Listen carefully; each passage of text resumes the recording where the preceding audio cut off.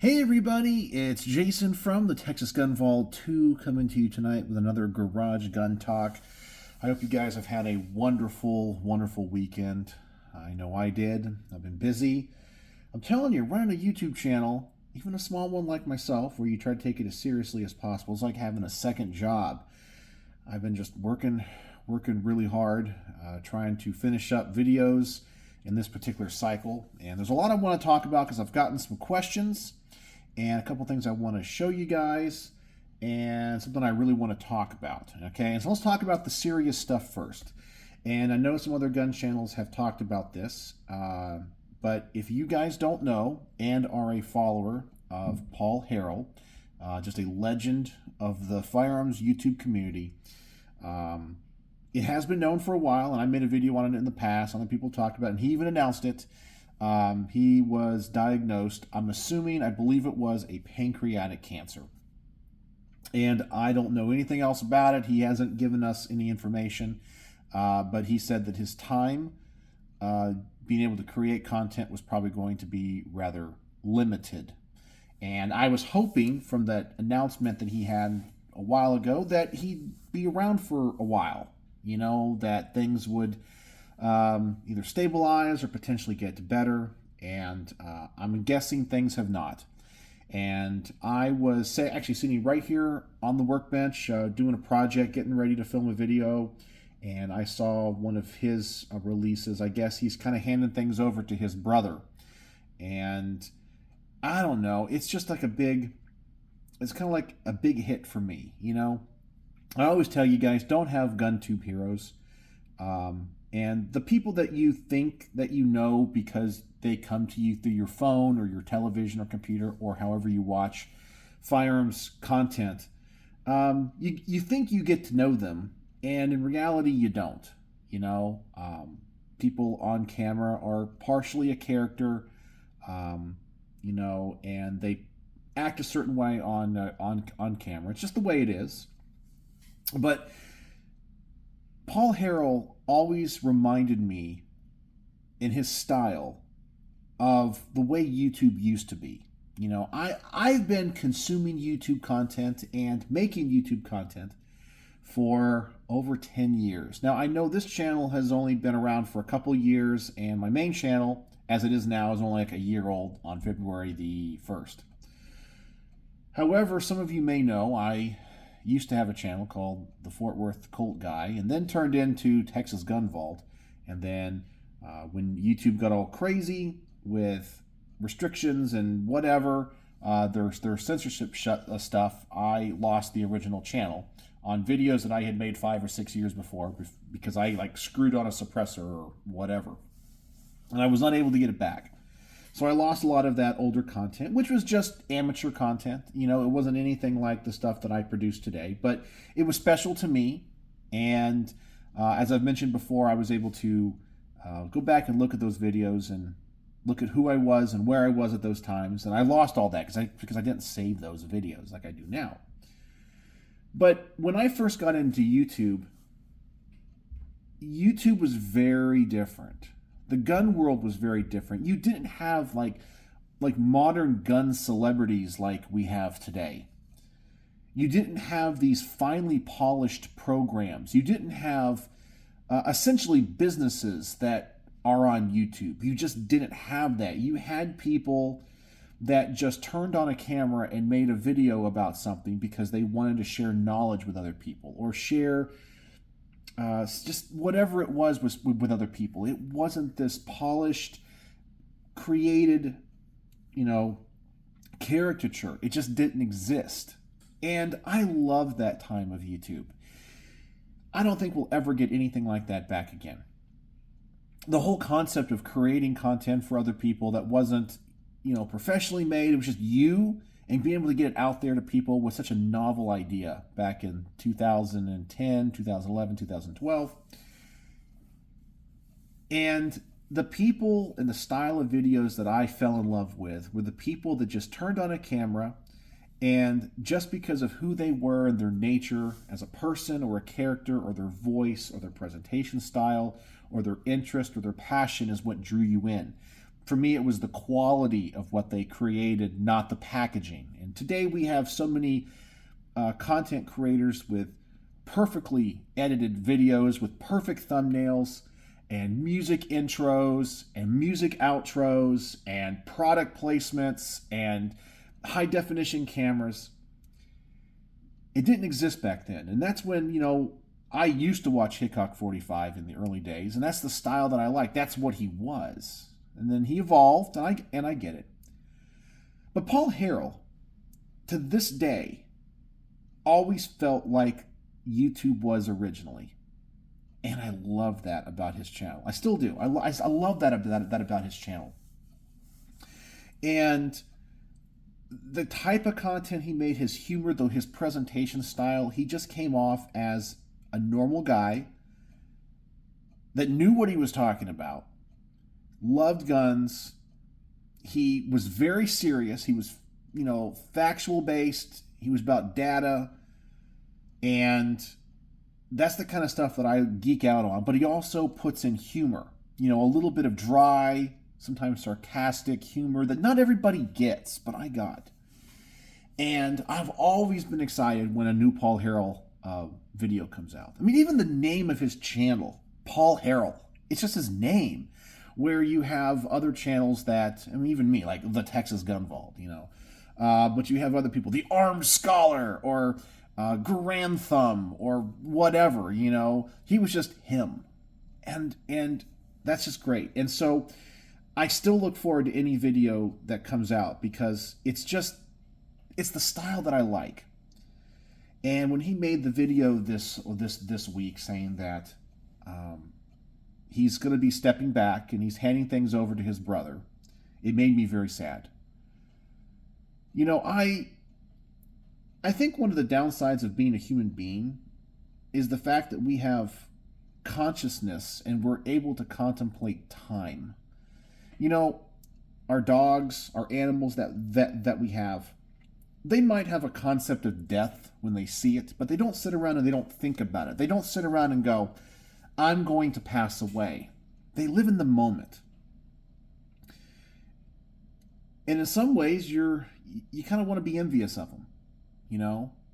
They don't think about tomorrow. They just think about what is now and what's important. If what's going on makes them happy, it makes them happy. If it makes them sad, it makes them sad. But Paul Harrell having the cancer he does, and I'm assuming him stepping back means things are not going good, and him and his videos being on crutches means things are getting bad.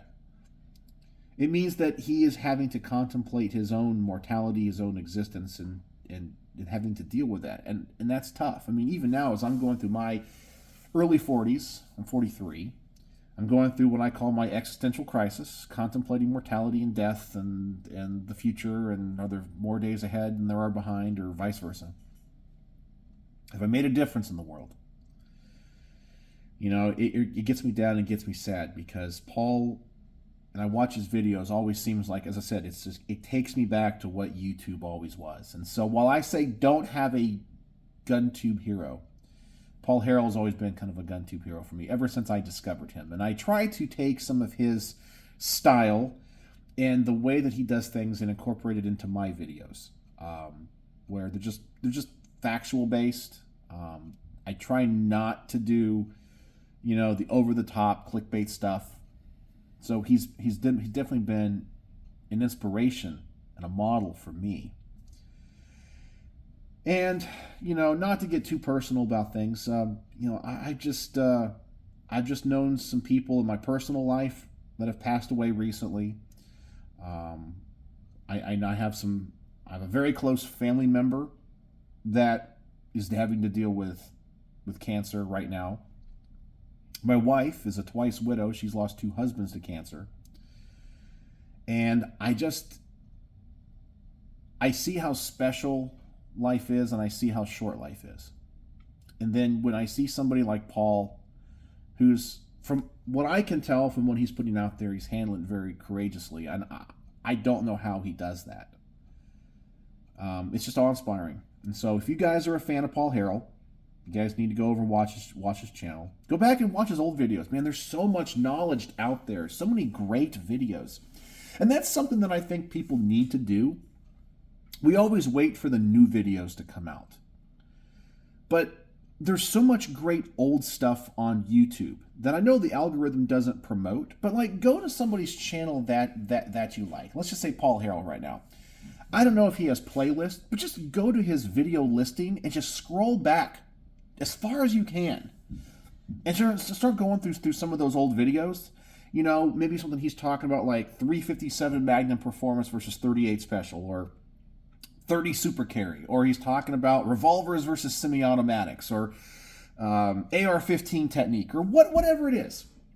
And you'll discover that those videos are as relevant today as they were when they first came out. And it's good to go through people's videos. You know, another person that I used to really like on YouTube was, I used to watch Iraqi veteran 8888. And I know he's still around, but he used to have a compatriot on his channel. And Barry was his name. And Barry was this cool like grandfather figure, big old long a beard. He had a lot of time in the firearms industry. His stories were cool. His presentation style was cool. And when he passed away, that channel was never the same. I know it's always Eric's channel. You know, he was Iraqi veteran 8888. But to me, I always went to his channel for Barry. And sometimes I will go back and look at some of those videos with Barry in them. And I enjoy them. And you guys need to do that. If you don't know Paul Harrell, go look him up. You'll love his channel. If you like my channel, you're going to love his channel. And go through some of his old videos. And even when, I'm hoping he's with us for a long time. I'm hoping things turn around. But if that's not the case, he'll always be with us on those old videos. And you'll always be able to go back to them and learn something. And I'm also hoping that his brother, who seems to be very different than Paul, is going to be able to take over. He doesn't seem like in his first couple of videos here that maybe he's the same as Paul. He's definitely different style. He's going to have a different pace. But the cool thing about that is, as well as Paul, who is a hero because he cares so much about the Second Amendment and guns, that what he does is bigger than him, and he's passing the torch on to somebody that he trusts is going to continue that message because it's more important than him. And whatever happens will be passed on to the next person. And even if it's not just that channel, it's the inspiration. He inspired me. I like to think and hope that maybe one day somebody will look at me and my channel and be inspired by it and kind of pick up the mantle of doing what I do and continuing it on. And then they pass it on to somebody else and somebody else. And you just become this one stepping stone in this long path of freedom. And even 100 years from now, when your name might not even be remembered, and nobody alive even was alive when you were alive, that your influence, your positive influence, still lives on. And what you did affects the world going forward. And I can tell you, I think that Paul Harrell and his legacy on YouTube and what he's done for the firearms community is going to live on for a long time. Even if 30 years from now, many people don't even know who he was, because of the people that he influenced, his legacy will live on. But I'm still hoping, I got my fingers crossed and I'm praying that he has many years ahead and he comes back. His brother takes over the channel and then he comes back a year from now and be like, I'm in remission, things are good, we're making videos again. And I'd be like, yes, that is awesome. And that is what I'm hoping for. So, Paul, I know I say don't have GunTube heroes. I know I say that. I preach it. But while I may not have a GunTube hero, Paul Harrell is probably the closest thing right now to that for me. So I wanted to talk about that. I wanted to talk about, in fact, I made a little list here of things to talk about. Okay, the next thing is a question I got asked here on the Texas Gun Vault 2 about my main channel videos, because I come here and I show you guys all these projects that I'm working on. And the question was, do you release these on the main channel? I know you've talked about these in weeks past. When will I see them? You have to understand that when I lost my original channel about a year ago and about a month, I had probably 500 videos that I had made that I had saved. I'm sure glad I saved them. And so I re-uploaded them. But the thing is, though, is I want to rebuild the brand of the Texas Gun Vault. I just couldn't upload all these videos and release them all at one time, okay? I wanted to create and build the brand again. So in the very beginning, some of the videos that I had already made, I released 3 a day. I had one that was like at 9 a.m., one at 2, and then one in the evening. And I just wanted to get content out there, but not so much it was overwhelming. And I did that for like the first month or two, or a month and a half or 2 months. And then I went to 2 videos a day. And then I scaled it back to 1 video a day. And then I reached the point, I think back in October, I went to 3 videos during the week and a product review on the weekend. And I'm thinking about going to, in February, when my channel hits a year, to kind of go to a release that's very familiar to a lot of other people in the GunTube community, about 2 main videos a week, and maybe like something special in the week and a product review or something else. But even if I keep 3 videos a week, okay, and a product review on the weekend, so 4 videos a week, and I don't make a single video from this moment forward, I have scheduled releases going out until middle of May, right now, May of 2024. And right now it is January the 7th of 2024. That's how many videos I have. And it's a mix of older videos, because I want to get the older videos out sooner, because some of those I did make a few years ago, and some of them are slightly topical. Like, for example, if I review a gun that came out as soon as it came out, I'm like, this gun just came out. Well, yeah, I know, and then I get comments, that gun came out 3 years ago. I know. The video was made 3 years ago, but I'm re-releasing it because I think there's still information in there that is relevant. So I typically, right now, as I make new content, I have it set out where if I make a video today, okay, so the video I make tomorrow, which I'm working on, I think the video for tomorrow that I'm making is on a Colt Commander Lightweight, one of the guns in my EDC rotation. You're not going to see that video probably until March or April, okay? My Patreons will see it sooner. But this week I have some new content coming out. It's on a Car 380 and a Ruger 95D, is that what it is? And a field strip of that 95D, and a product review on Saturday of another Nightcore weapons mounted light. So that's what this week is. But then I think the week after, I try to put in a couple of the older videos, and then the week after that, we're back into the newer stuff. I mean, I try not to wait too long on the newer stuff. So it's kind of a mix.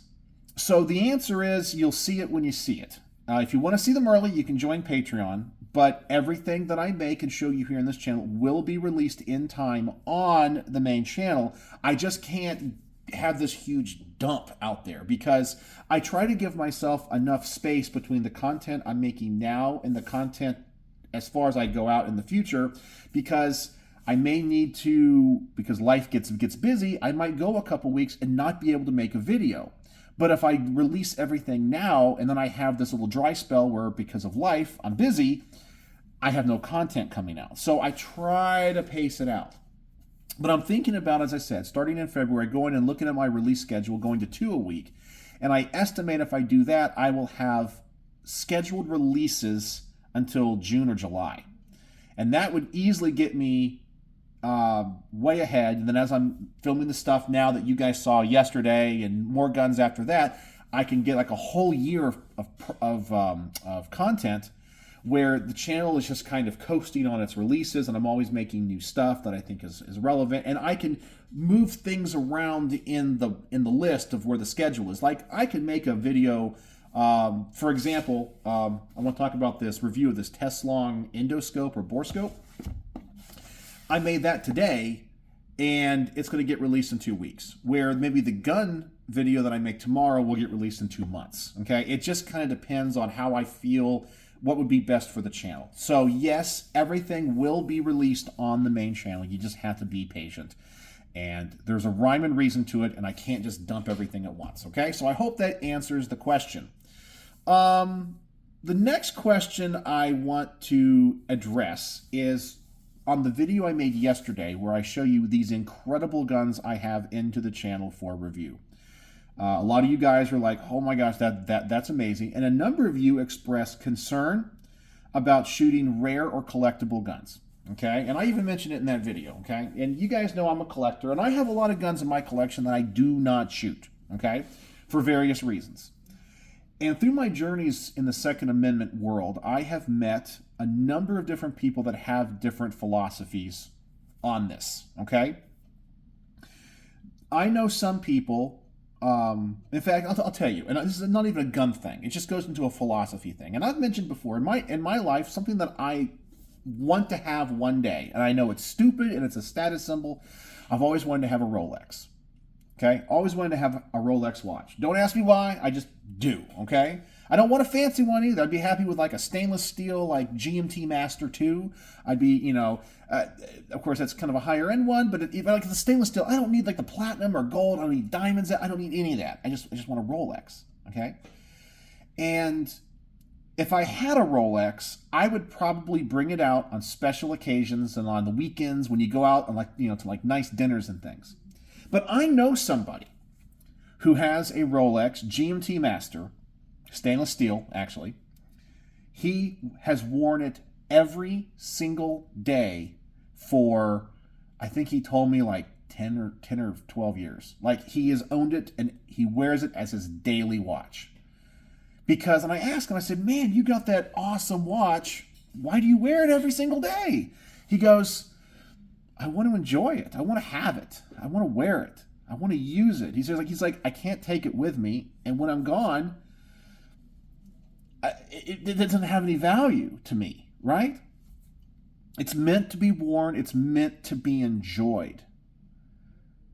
And I think that when it comes to some guns, and maybe my philosophy is starting to soften on this as I get older, maybe I should actually shoot some of the guns in my collection that I don't shoot. I mean, I'm not saying you go out and you run 1,000 rounds through them and you do all the, I don't carry them or something. But what's the point in owning a Ferrari? Which, by the way, I discovered, this is a total tangent side note. Did you know that Ferrari is a publicly traded company? I had no idea. It is. On the New York Stock Exchange, it's the ticker RACE, race. Yeah, Ferrari is a publicly traded company. I had no idea. But getting back to what I was saying, imagine you have a Ferrari or a Lamborghini or Maserati or whatever high-end car you fantasize about. And you never drive it. You never drive it. Now, I get you don't want to use it maybe as a daily driver. But man, sometimes you got to get out of the garage. It has to see the light of day. It's a car. It's a machine. It's meant to be used. And when I had these collectible guns here on the table and I was talking about, like those collector Colts, I mean, as I said, my look on this is I'm softening up a little bit on it. I'm still going to feel guilty about it. But the owner of these pistols, Jack, or you guys call him Full Auto Jack, he's like, guns are meant to be shot. They're meant to be enjoyed. They're his guns. He can do with them as he wants. And if I don't shoot him, he's going to shoot them. I'm, of course, going to take care of them.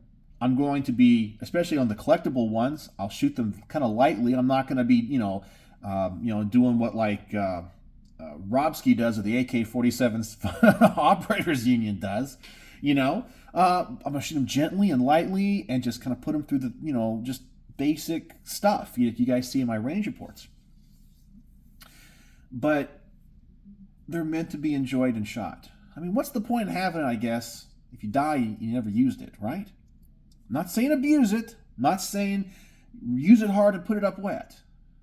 But why not use it? Why not?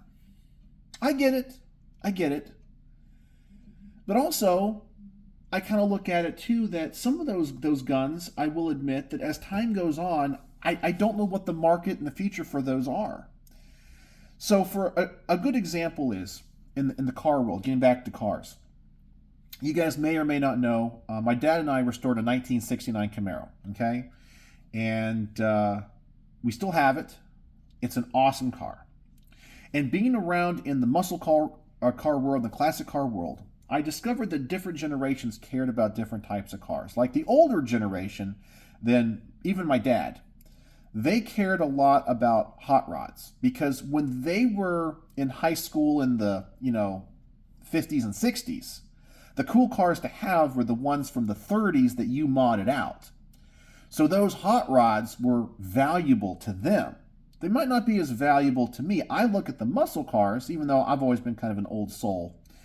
But from like my father's generation, the cars of the 60s, that when he was a teenager and a young adult in the 70s, those are the cool cars he wants. And I look at the cars that my sons are interested in. And if I went upstairs right now, because he's in his bedroom is right above the garage here. No, he's not in the attic. We actually have a media room that we converted to a bedroom, and he's here. He's home this weekend from college. I can actually hear him. The cars that he cares about are like Lexuses or Lexi. I'm not really sure what the plural of Lexus is. But anyway, there's like but those are like the hot rodded cars that kids, when a couple years ago when he was in high school, the cool kids had. That's what he likes. I mean, for me, that's a completely foreign thing. But relating this to guns, I think, for example, some guns like Colt Pythons, the price of them peaked about 10 years ago. Okay, and here's why. We all know historically the Colt Python is mechanically probably the best production revolver ever made. Okay? All handmade, finely tuned at the factory. And when those guns were popular in production, there was a certain generation that were in the gun community. And as that generation ages out, my generation, the people that are, late 30s, early 40s, I grew up in a semi-auto world. I grew up in a world where I looked at guns of the 80s and 90s, your Uzis, your HKs. That's the stuff that I love. And if I had to choose between an MP5 and a Colt Python, I'm going to choose the MP5. That's the cooler gun. That's the gun that I grew up with, watching and playing in video games. Doesn't mean I don't appreciate the Colt Python. It just means that it doesn't hold as much value. And I feel like the generation of gun owners that are younger than me don't even know about the guns that I like. They just look at the Python as another revolver.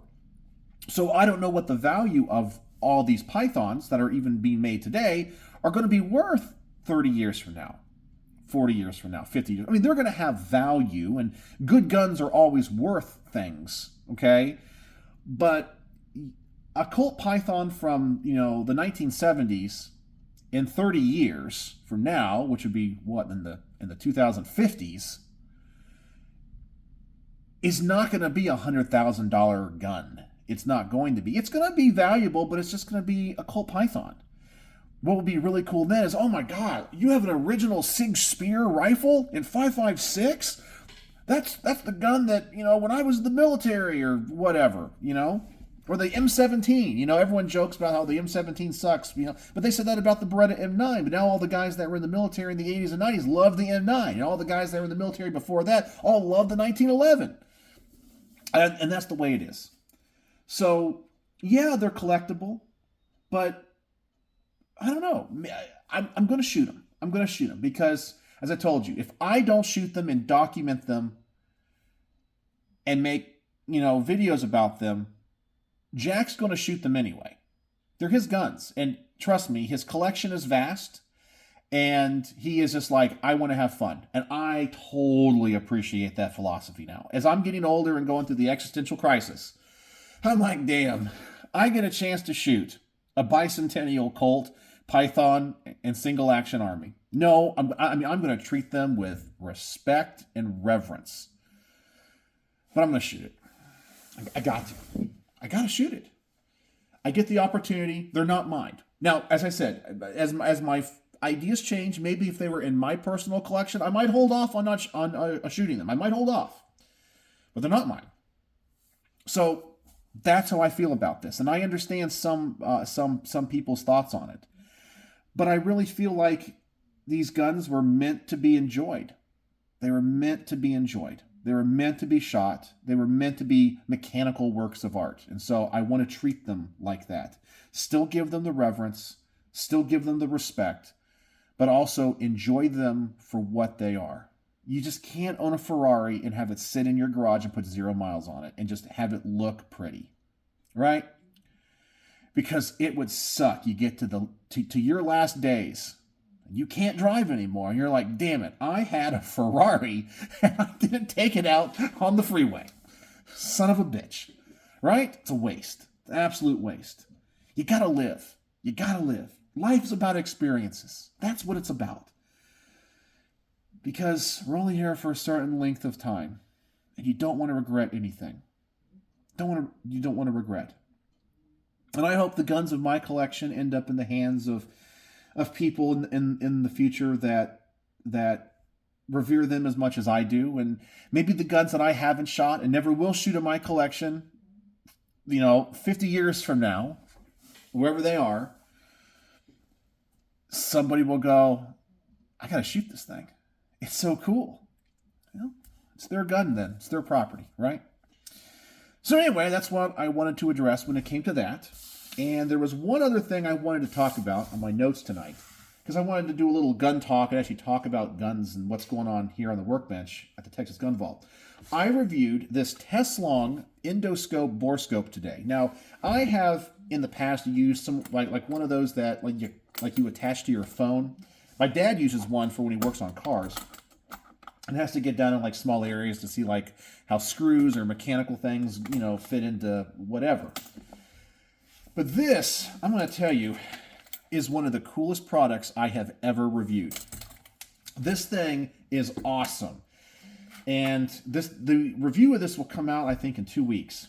But this thing records high-definition video, high-definition pictures inside the bore of guns, inside the chambers. You have mirror attachments that you can look at the lands and grooves directly on, or you can just go through the bore. I never thought an item like this would be of any value or interest to me until I reviewed this thing. This thing is awesome. And spoiler alert, it gets 5 out of 5 stars. And I'm not telling you to buy one or not, but I was going to tell you today that this product opened my eyes. A lot of times when I do like a flashlight review or something, like I did a flashlight review today. I did product reviews today here at the channel. And, okay, a flashlight's a flashlight. I'm not going to go home and, go, oh my God, it's the greatest thing in the world. Oh. It's a flashlight. I talk about its features, if I like it, don't like it, what the problems are, whatever. But sometimes a product comes through that I just go, that's freaking cool. I knew about the product. It's not like I was unaware of endoscopes or how they worked or any of that. But I just never thought I would be that interested when it comes to firearms. And I can see when it comes to working on firearms, and especially now as I'm getting more interested in antique firearms or milsurp firearms, to have a bore scope to go through it to check the lands and grooves, to check what's inside the bore that you can't see, to see if there's rust, to see if there's damage that I can't see otherwise. And I think this is going to be a very valuable tool, especially as my interests now are gearing more, a little bit more welcoming towards like milsurp stuff, like I still want a Mosin Nagant, what is it a 9059 or whatever it is, like one of those carbine ones. But if I ever get one, I can look at the bore and see, okay, is there anything wrong with this? Because they shot corrosive ammo through it. This thing is freaking awesome. This thing is great. I can't wait for you guys to see the product review on that. So I was curious, do you guys have any bore scopes or endoscopes that you use on your guns? But this one is really high quality because you can save video, you can save pictures, you can transfer them to your computer.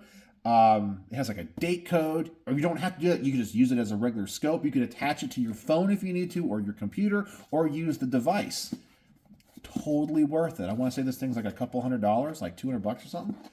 Totally worth it, and I didn't think it would be. So I was super surprised today. But that's what all that was going on here at the Texas Gun Vault. Just kind of looking around and see if there's anything else I need to talk about. Nope. I'm going to go to the range tomorrow with some of those guns. I'm going to start with the Hudson H9, the Norinco AK bullpup thing, and I think I'm going to take the first of the Mateba revolvers, the early one. I think I'm going to do that tomorrow, as well as make a range report on the Colt Lightweight Commander. Because, by the way, tomorrow is Monday. I do have tomorrow off. It's just a student holiday. You guys know I'm a teacher. And I guess I have to clean... I still have to clean the Ruger. In fact, it's over there on the other table right now. It's on the lineup to get cleaned. The Ruger American Rifle in .308 that's on loan from Colin. And I'll have one more thing of his to review, which is an airsoft gun. I know, an airsoft gun. I'm going to try to see if I can do that and make a video here on this channel about it. But that's everything I got going on. And answered some questions, talked about Paul Harrell, and shared with you what I learned today. So anyway, lot to unbox tonight, lot to talk about. And I love making these chats and love coming to you guys and just having friends, gun friends, just to chat with. So it means a lot to me to have you join me. So what's the word of the day? What's the word of the day? We're going to say, let's see, I'm trying to think. I'm looking at my notes here. Let's say, well, actually, I'll tell you what. Today we're going to have a phrase today. We're going to have a phrase. We're going to say, thank you, Paul Harrell. Thank you, Paul, or thank you, Paul Harrell, is the phrase of the day, because we should all be thankful, because the gun community is better because of him. So anyway, that's all I wanted to say tonight. Hope you guys have a wonderful week, and I'll see you in the next one. So, as always, thanks for watching.